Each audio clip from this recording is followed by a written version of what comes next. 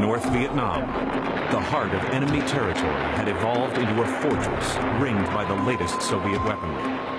SA-2 surface-to-air missiles lined common flying routes and protected air bases, supply lines, and city centers. All too often, the weapons proved to be deadly accurate. The only way to stop the SA-2s was to lure them out and hopefully escape before they claimed another life. It was a mission that took skill, instinct, and guts of steel. The planes and pilots who dared to carry out this cat-and-mouse tactic were called the Wild Weasels.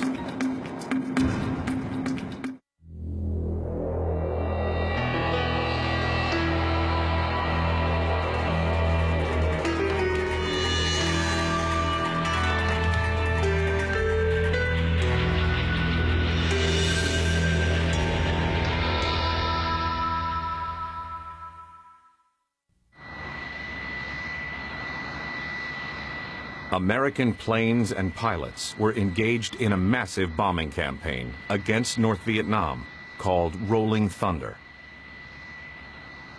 The operation required F-105 fighter bombers to strike increasingly deeper into enemy territory.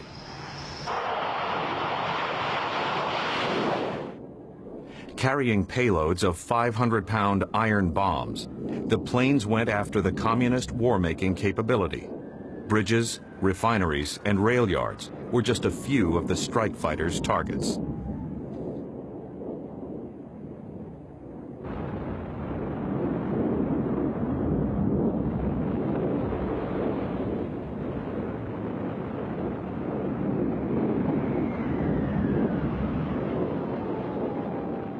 Initially, the U.S. air crews easily defeated the relatively primitive North Vietnamese air defense network. Other than a few radar-directed anti-aircraft guns, the most threatening air defenses came from the Viet Cong. They fired everything from Russian AK-47s to muskets to handguns. However, as Rolling Thunder progressed, the North Vietnamese realized the need for better air defenses.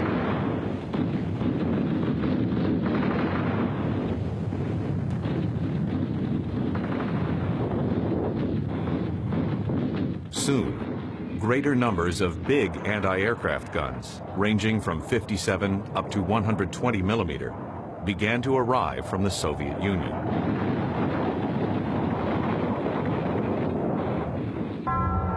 And finally, in the spring of 1965, the Soviet-built SA-2 surface-to-air missile showed up in the port of Haiphong. This two-stage radar-controlled rocket could travel at 3 times the speed of sound. Weighing as much as an SUV and measuring up to 35 feet long, the missile aptly earned the nickname the Flying Telephone Pole. It was also controllable. The SAM could be rigged to explode at a specific altitude or within range of a certain aircraft.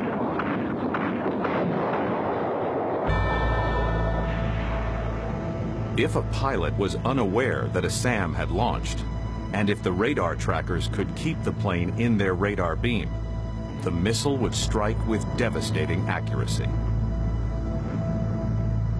On July 21, 1965, an American jet came face-to-face with the SAM's capability. The first plane was lost, followed by 8 more in less than 4 months. Something had to be done. Immediately, a top-secret program called Wild Weasel was launched. The plan called for F-100Fs to be outfitted with the latest radar homing and warning gear. To test the new weapon, 5 volunteer flight crews were handpicked from among the Air Force's best F-100 pilots and electronic warfare officers, or EWOs. Major Gary Willard was in charge of their training. It seemed rather funny to us at the time that the Vice Chief of Staff of the Air Force came down to talk to us, and as did Secretary of the Air Force Brown. We knew then that we had a pretty important mission, but not, we didn't know exactly what we were getting into. There was no time to lose. Within a month, the Weasels, as the new planes and crews were called, were bound for some real-world testing in Southeast Asia. The men were briefed that the strike forces were taking a beating. If U.S. planes weren't taken out by SAMs, then they were at least forced down into the range of some of the most deadly anti-aircraft barrages in history. The Weasels jumped into action. On November 21st, 1965, Major Willard, leading a covert flight of 4, met up with a squadron of F-105s heading to Korat Air Base in Thailand. We were all top secret. I mean, it was so secret that when we joined up with the 105s over the coast of California, we took 20 airplanes into Hawaii, and they never knew we were there until we landed. So what are you guys doing here?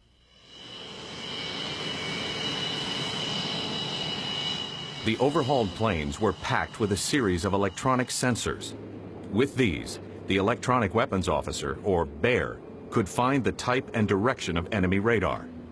If he wasn't able to find the SAM from its radar signature, there was an experimental warning receiver built in to warn of a SAM launch. But the ultimate goal of this warning capability, to ride the radar beams to their source so that the Weasels could kill before being killed. I can remember Bill Cooper, who lost his life in Vietnam to a SAM. He said, "Gary, you're going to do what? With what? To whom?" SAM suppression flights fell under the code name Iron Hand. Generally, the Weasels preferred to fly ahead of the strike force to allow more time for identifying and hopefully destroying potential threats. Essentially, they were sent in to act as bodyguards to the strike force, a job that put them directly in the line of fire.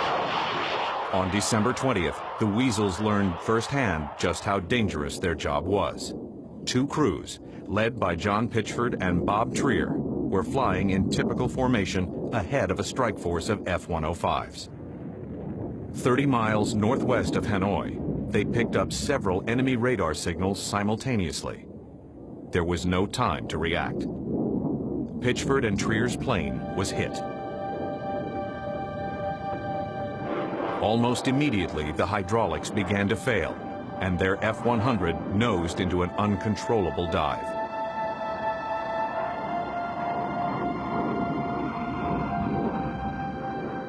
While both men were able to bail out after considerable difficulty, they were immediately confronted by North Vietnamese militia upon landing.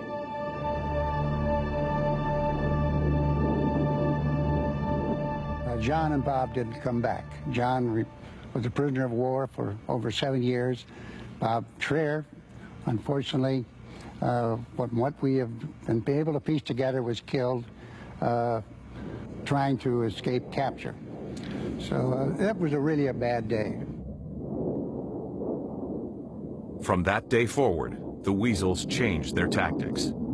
To mask their movements, they decided to fly as low as possible, just above treetop level. Just 2 days later, during a strike against the rail yard located on the notorious Red River, this tactic was put to the test.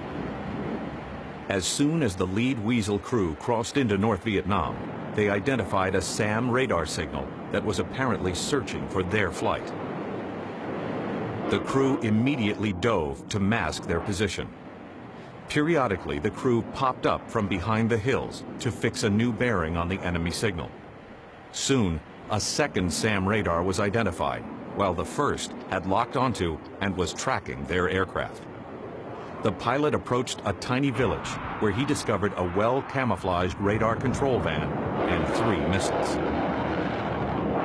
The crew unleashed a barrage of 2.75-inch rockets and then strafed the village with 20mm cannon fire.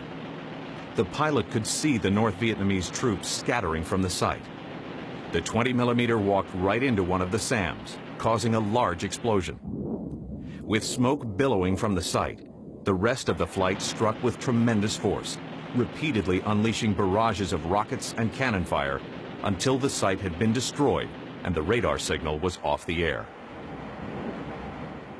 While the other SAM site furiously searched for the strike force, the Weasels led the 105s down behind a hill and sped from the area.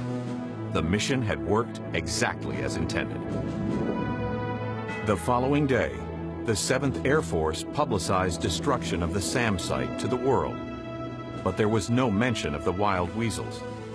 Instead, the F-105s were credited with the kill. The project was still so secret that no one outside of the Pentagon and the men back at base knew about this new and unusual strike force. That was really the beginning of the Wild Weasel program, and it demonstrated that, yes, we could find them and destroy them.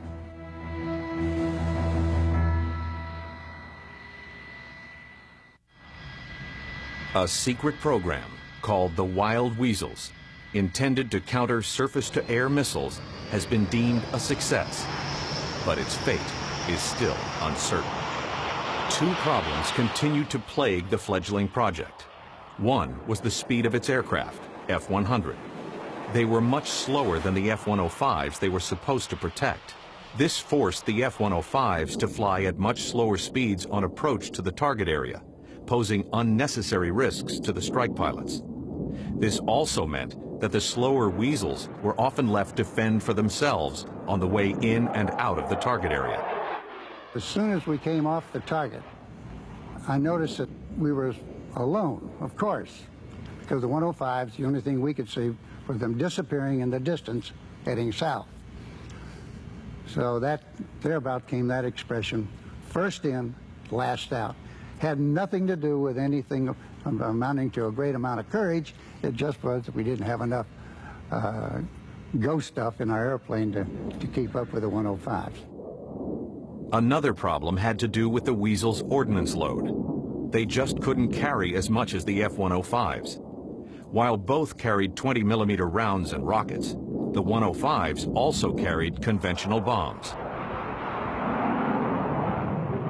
Also, to destroy the targets with their particular payload, the Weasels had to head straight into the SAM site at an extremely low altitude. This put the airmen well within range of anti-aircraft and even small arms fire. In March of '66, the danger became a reality. A second Weasel crew was downed, and both men killed, when their plane was struck from below. The loss served as a lesson to test new ordnance configurations.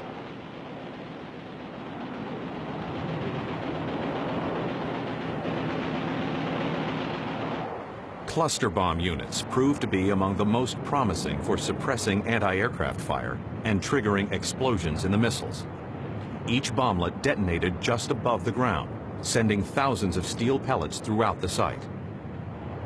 In addition to conventional bombs carried by the 105s, the Weasels also tried dropping napalm canisters. However, the large tanks also required a low release altitude and created considerable drag on the already slow F-100s. In March of 1966, the Air Force found a solution. They replaced the plane. A new version of the F-105F would take over the Weasel mission, and it would carry a new missile, the radar-seeking AGM-45 Shrike. The arrival of these specially configured two-seat 105s finally provided the Weasels with the speed needed to keep pace with strike aircraft and to evade enemy threats when necessary. However, it was the Shrike that had the biggest impact on the Weasels' ability to suppress SAMs. We saw a big change in the way the radar operators on the ground, the North Vietnamese and their Russian advisors, when we would launch that Shrike, the radars would go down. When the radars went down, of course, that's when they'd lose their ability to launch the missile accurately. The Shrike was being developed as early as 1958 to counter the emerging threat posed by Soviet SAMs. The missile was rushed into service after a U-2 reconnaissance plane became the first confirmed victim by an SA-2 during the 1962 Cuban Missile Crisis.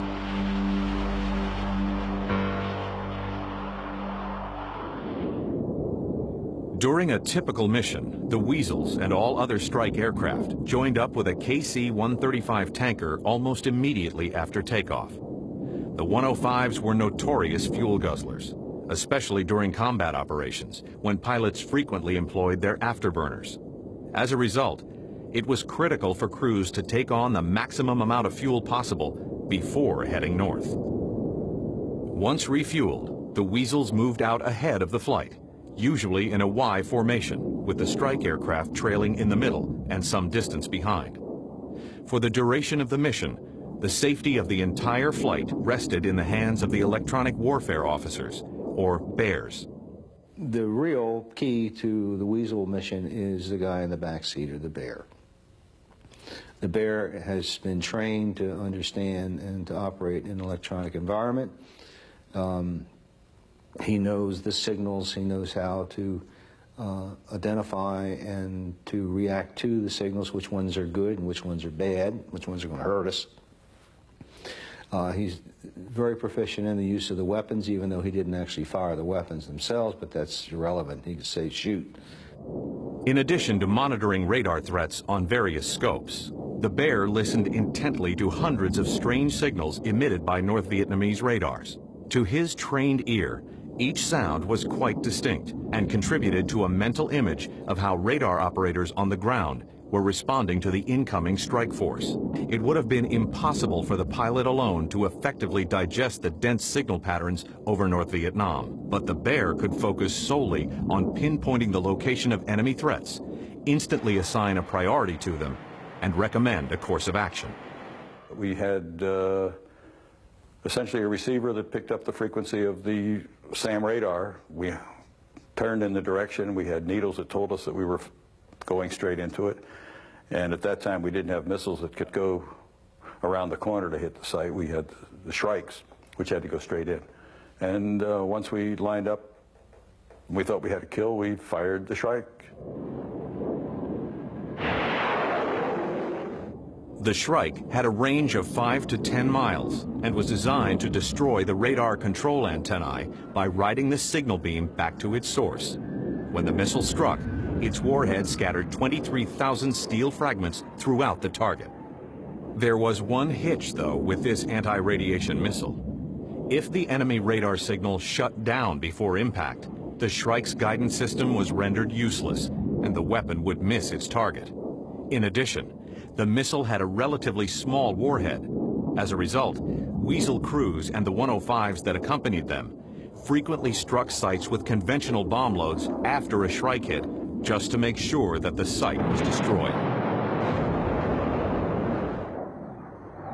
Among the conventional weapons favored by Weasel crews were cluster bombs. The dispersion pattern of the bomblets and the steel pellets that they emitted allowed the Weasels to saturate a relatively large site. These cluster bombs would go out and hopefully hit some of the missiles and cause explosions in the missiles and cause explosions in the fuel vans and the other kinds of things, so you could blow the site up. That was the reliable way of tearing down a site, is go in there with the bombs and blow the site up. The Shrike's function was to hit the radar antenna and shut the radar down.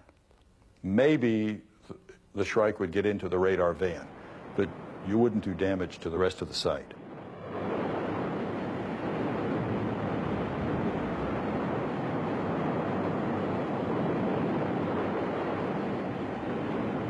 By mid-1966, they had figured out an effective way to destroy the SAM sites before they launched.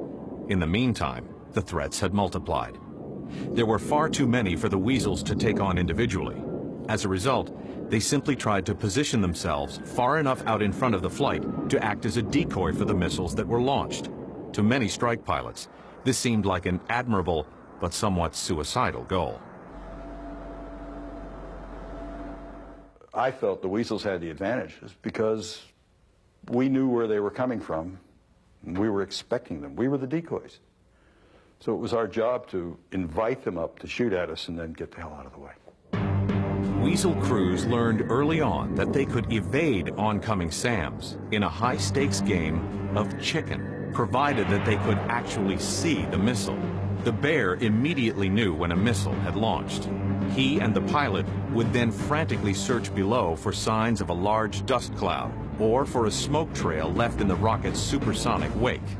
Once the missile was in sight, the pilot began evasive procedures. missile was coming up. You start down, and then as the missile got closer, you would then start up again and start like what we call the yo-yo, up and down, up and down. And the missile would then get out of sequence with you, and pretty soon they couldn't track you anymore. It just didn't have that capability because it was going so fast, was so heavy, and had a limited guidance capability. Debris from SAMs that missed their targets, and even those that struck, often landed among civilian populations. This led to cries of American bombing atrocities by the North Vietnamese government.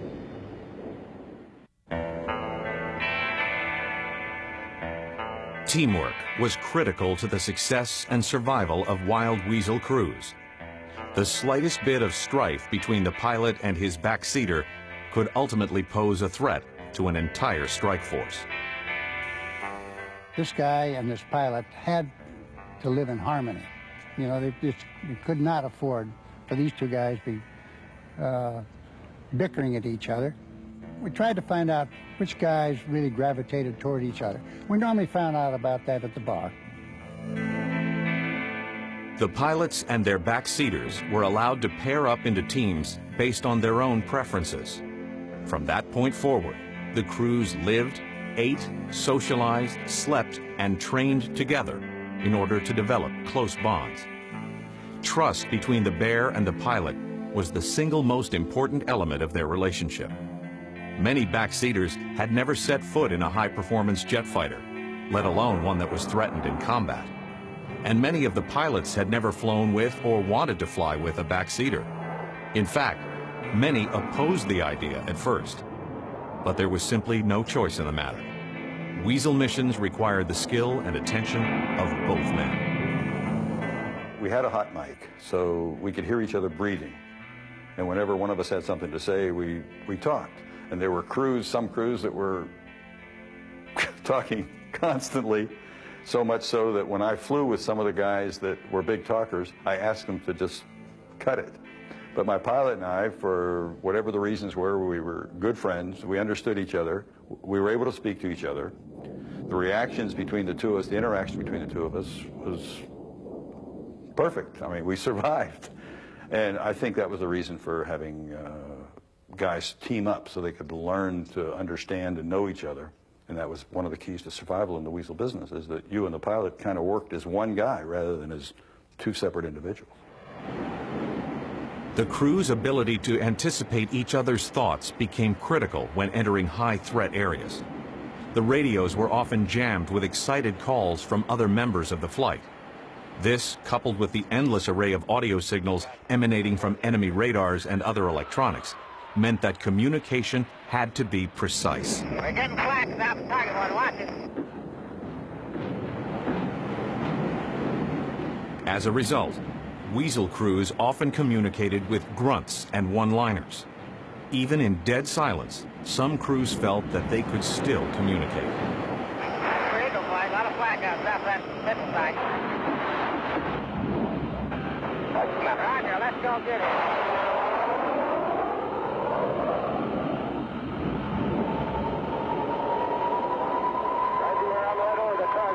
I've got a 17 right in front of him.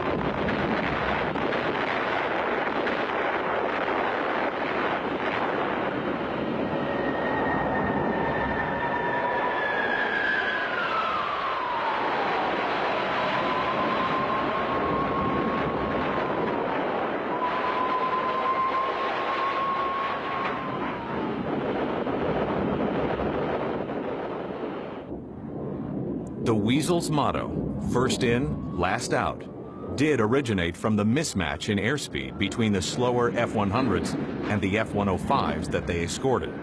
However, the motto took on a whole new significance after 1966, when the Weasels received their own 105s. Rather than changing their tactics, the crews continued to practice this strategy out of necessity and out of a sincere desire to provide strike crews with adequate protection.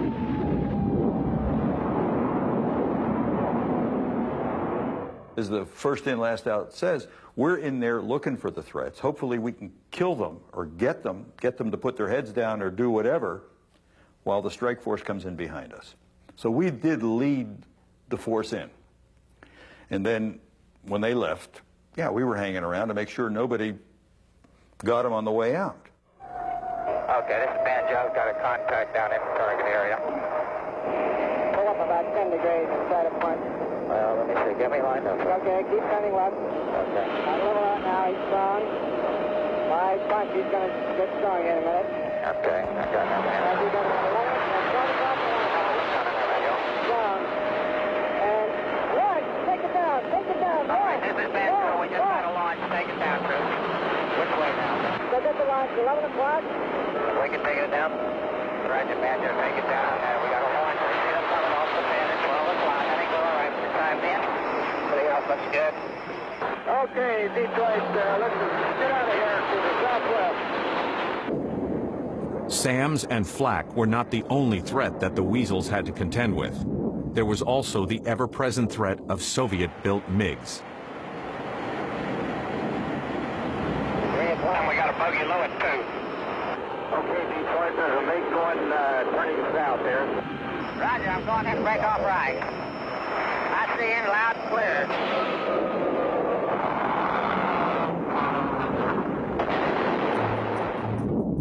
The Weasels were forced to tangle with MiGs periodically.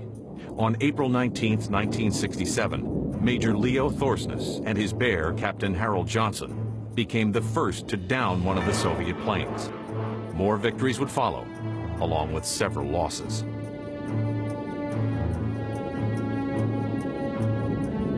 The mission usually ended much as it began, with the strike force and then the Weasels returning to the tankers.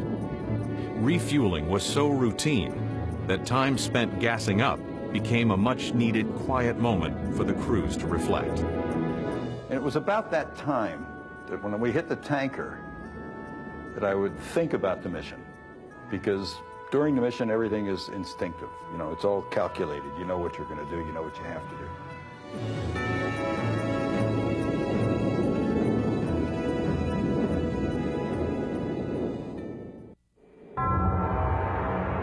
Wild Weasels hunted down and killed 89 SAM sites and prevented hundreds more from launching during the Rolling Thunder campaign over North Vietnam. Their success came with a high cost. 42 American airmen missing, killed, or captured, and more than a couple of dozen aircraft downed. Among them were 5 of the first F-105s within a few months of their introduction. The mission was so dangerous, it was nearly impossible for Weasel crews to complete the 100 flights necessary to fulfill their tour and return home. The likelihood that they would be killed, captured, or wounded was so real that filling out dream sheets for their next tour was considered pointless. Still, there were men willing to carry out the Weasel mission. I don't feel that you can go into a job like this under pressures of feeling you're not going to survive. Because if you go into combat feeling you're not going to survive, you're going to die. You've got to go in basically feeling invincible. You got to do it calculated. You don't take stupid risks, but you go in and know that you know what the hell you're doing, you're the best in your business, and you're going to survive. In an effort to control the number of losses, the Air Force ordered all 105s to carry at least 1 defensive missile and 1 electronic countermeasure pod that could jam enemy radars. The orders were not well received by the Weasels. They complained that this would limit the number of Shrikes they could carry. While the Weasels were eventually exempted from the order, they did have to comply with a different set of restrictions that were more of a political nature. It was very frustrating in some respects. For example, we couldn't go after sites that were under construction because politically we weren't allowed to kill Soviets who may have been down there helping putting these sites together. This was very frustrating. Within a year and a half, the North Vietnamese had quadrupled the number of SAM sites. In each of those sites, there were several hundred missiles ready to fire at any moment. Soon, Weasel crews came to recognize the tactics of certain enemy radar operators at particular sites. Some airmen even jousted with individual operators who repeatedly turned their radar on and off, as if teasing the Weasels, who were trying to pinpoint the well-camouflaged site. The sites definitely had personalities. They were mobile. You go up there one day and there was nobody home. The next day, there they were. They were very disciplined. And they were pretty effective as they learned. And you got to remember, they were learning the weapon just as well as we were, learning our own weapons. We were in a whole new era of warfare. As time went on, they would learn, one, not to keep the radars up so long to give us alert time. They would try to get blasts and pick us up and then pass information to other sites. Their tactic got better, and therefore we had to develop newer tactics. Perhaps the most deadly tactic employed by North Vietnamese SAM operators was a scenario known as popcorn, or Dr. Pepper. Under this scheme, a Weasel crew would identify a valid radar threat and begin their approach to strike, but would find that the radar had gone offline and that another site had come online nearby. The pilot would quickly adjust his azimuth to head for the new site, but as soon as he did, the second site would go down, and a third site would immediately come up, and then go down. Suddenly, all three sites would come up simultaneously and launch from different directions at the baffled crew. This vastly complicated the pilot's evasive maneuvers and often resulted in deadly consequences for the Weasels. The Weasels developed a number of their own strategies for countering North Vietnamese radar tactics. One of the most effective was a modified version of an old bombing technique known as toss bombing. During this maneuver, Weasel crews picked up as much speed as possible, pulled the nose up hard, and fired a Shrike or two out in front of the strike force. We had to fire at them within 10 miles, otherwise the Shrike would never reach there.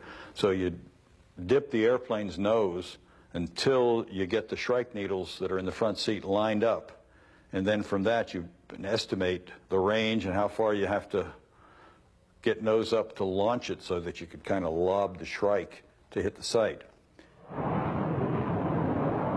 The Shrikes often arched over and homed in on an unsuspecting operator at one of the many radar sites that were searching for the incoming strike force.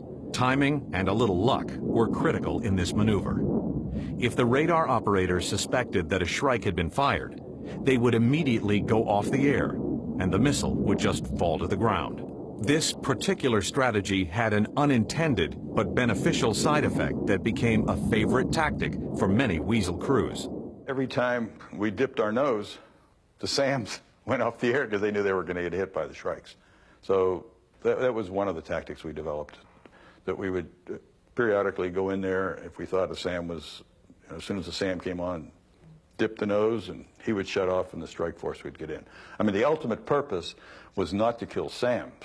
The purpose was to get the strike force in there, drop their bombs, go after their targets, and get out safely. If we killed SAMs, that was fine. It was great. But if we got the strike force in and out, that was more important.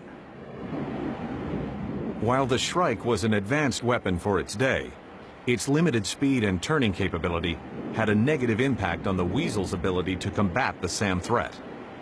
The crew could try to destroy the SAM's ability to maintain a lock on its target by destroying the radar site from which it was launched.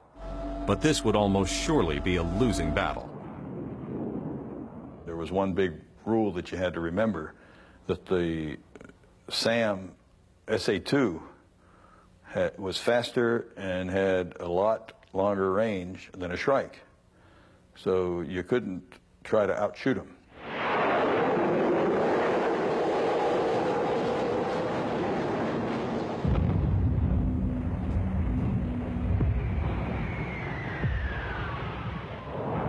The Weasel's capabilities were further hampered by the limited range of the Shrike.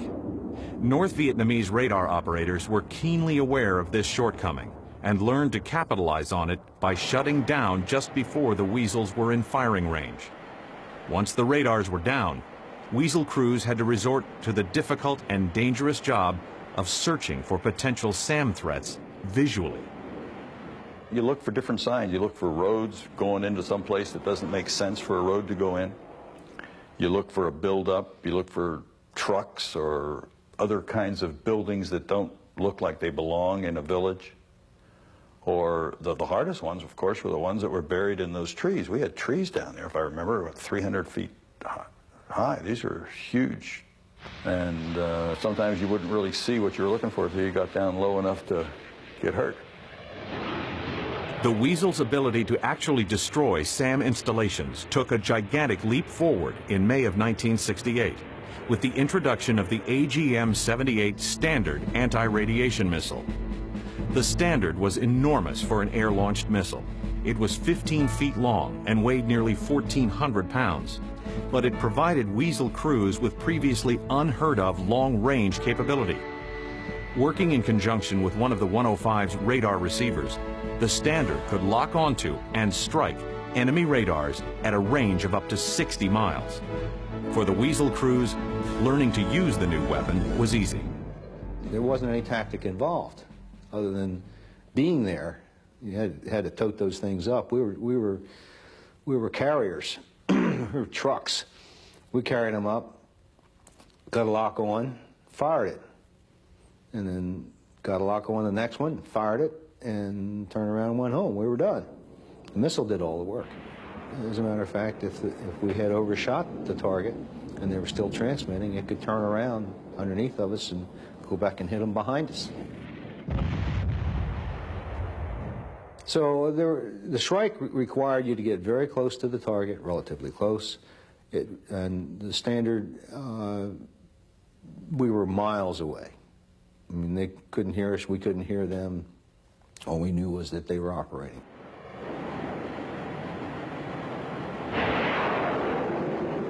The Standard's incredible range virtually negated the North Vietnamese tactic of shutting down radar sites to prevent missiles from homing in on the signal.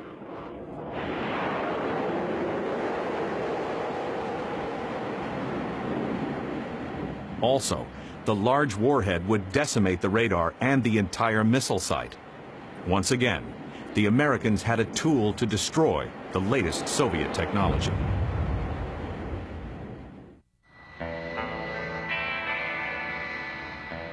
The air war over Vietnam had gone quiet by late 1968. A shift in the Weasel mission was on the horizon.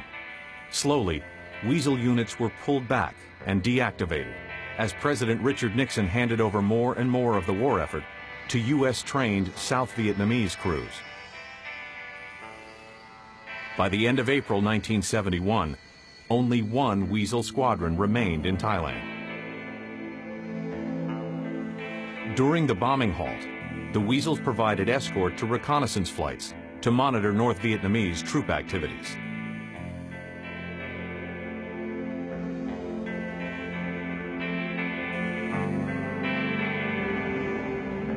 Frequently, Weasels were sent out to support and protect RF-4 Phantoms on these missions.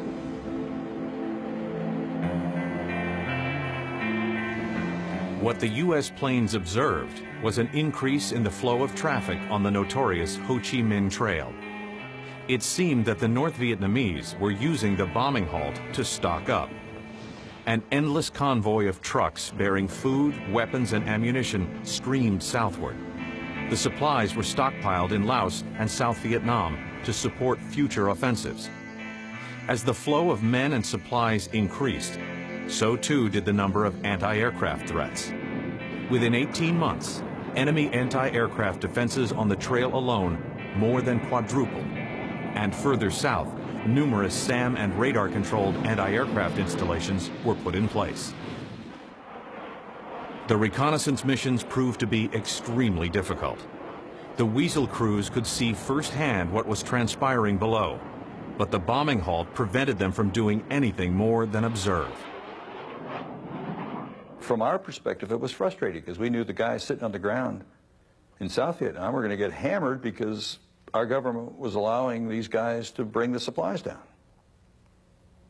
So in that respect, all these bombing halts and all the political machinations that went on were very frustrating. Had they turned us loose, and this has been said many times before, to go after the targets as we were able to go after them, without the constraints, political or otherwise, we could have shortened the war by years.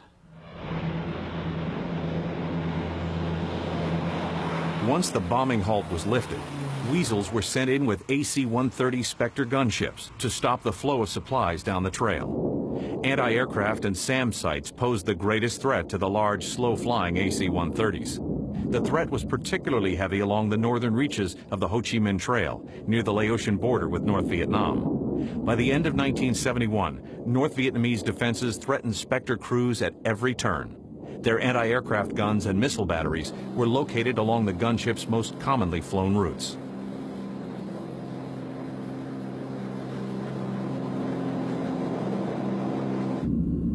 When the Weasels escorted the gunships, Spectre crews were able to focus more on their delicate sensors and less on the threat of SAMs from below. Without Weasel protection, it's hard to say how successful the gunships would have been in destroying the supplies pouring down the trail.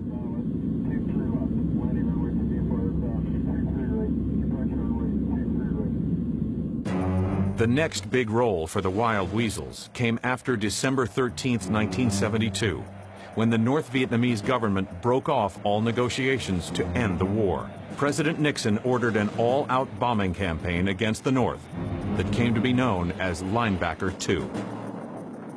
During the campaign, Weasel crews were assigned perhaps the most high-stakes mission of the war. They escorted the military's largest bomber, the slow-moving B-52, to the most heavily defended targets in North Vietnam, Hanoi and the port of Haiphong. Once there, the number of SAM sites proved to be too dense for even the Weasels to penetrate. On December 20th, North Vietnamese air defense operators fired at least 220 SAMs at a flight of B-52s. 6 were struck and went down in flames. Within 2 days, 5 more were down, killing some 120 crewmen. During subsequent raids, both the B-52s and their Weasel escorts changed tactics. The B-52s began employing electronic countermeasures to jam SAM radars, while the Weasels paired up with F-4s in hunter-killer team formations. Twice as many SAM sites were destroyed or suppressed, and no more B-52s were lost through the Christmas bombing halt. On December 26th, President Nixon ordered the largest bombing raid of the entire war. The change in tactics seemed to work. The missiles that launched tended to miss their targets, apparently because fearful SAM operators immediately turned off their radars to avoid attracting wild weasels. Colonel David Bragg escorted flights of B-52s during raids against the Ho Chi Minh Trail. They would go in flights of 3, and our real concern, our primary concern, was to make sure that the SAMs wouldn't fire at the B-52s. But from a personal point of view, we were more concerned that we were out of the track of those B-52s, just in case they might have been off of their own track and drop area, because we figured anything worse than being hit by SAM coming up from the ground would be being hit by 104 500-pound bombs coming down from the top. The Weasels and B-52s continued their new tactics during 3 smaller raids on Hanoi. 2 more bombers were lost, but SAM operators were reportedly still firing salvos at the force without the aid of radar.